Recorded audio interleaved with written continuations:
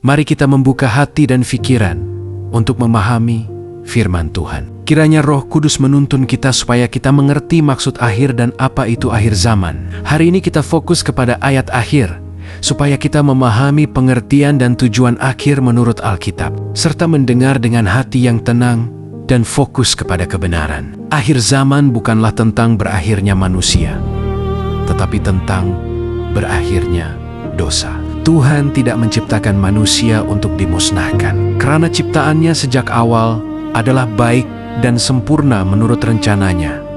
Kejadian 1 ayat 31. Maka Allah melihat segala yang dijadikannya itu sungguh amat baik. Wahyu 21 ayat 5. Sesungguhnya Aku menjadikan segala sesuatu baru. Dalam kehidupan hari ini, banyak penyakit, penderitaan, dan masalah lain berlaku bukan karena ciptaan Tuhan jahat, tetapi karena manusia telah merosakkan bumi melalui dosa, ketamakan, dan ketidaktaatan. Yesus mengingatkan bahwa dunia penuh penderitaan karena dosa, tetapi Ia datang untuk membawa pemulihan dan pengharapan. Yohanes 16 ayat 33, Matius 9 ayat 12, Markus 2 ayat 12. Semua yang terjadi harus kita lalui dengan sabar. Karena itulah nasihat Yesus.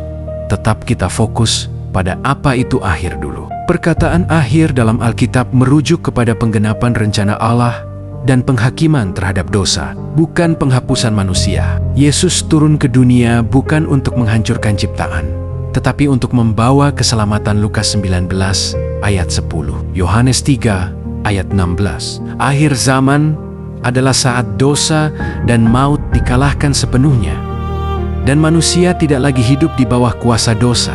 1 Korintus 15 ayat 26, Roma 6 ayat 23. Mengapa bumi seolah-olah dimusnahkan?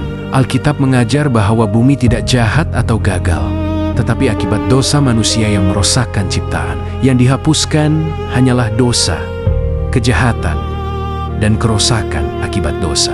Bumi akan melalui pemurnian dan pembaharuan sehingga kembali kepada tujuan asal Tuhan. Langit baru dan bumi baru adalah penyempurnaan rencana Tuhan, di mana kebenaran menggantikan dosa dan kehidupan mengalahkan maut. Kiranya pengertian ini meneguhkan iman kita, menuntun kita hidup dalam kebenaran, dan memberi pengharapan menantikan penggenapan janji Tuhan.